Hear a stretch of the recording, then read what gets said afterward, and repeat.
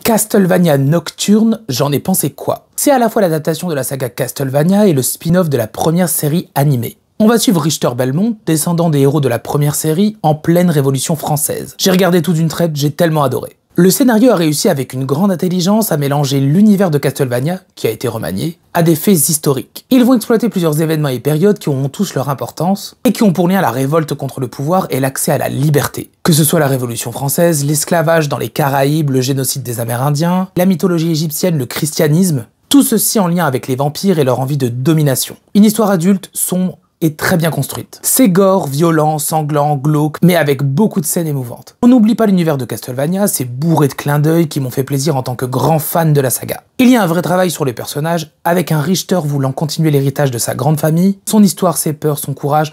On n'a pas un héros invincible et dénué de sentiments, ça c'est un personnage bien développé. Les autres le sont un peu moins, mais restent tout aussi intéressants. Par exemple, Olrox, un personnage si ambivalent et qui m'a beaucoup plu. Visuellement, c'est un bijou très bien animé, les scènes de combat ont un style bien particulier. Le design avec un côté gothique romantique à la française, c'est divin. Le choix des couleurs, des différents effets, la mise en scène, même quelques prises de risque, parfois avec des styles d'animation différents, tout était génial. Sans oublier les musiques sublimes. Bon, très peu de reprises des sons connus, mais ces chants d'opéra sont parfaits.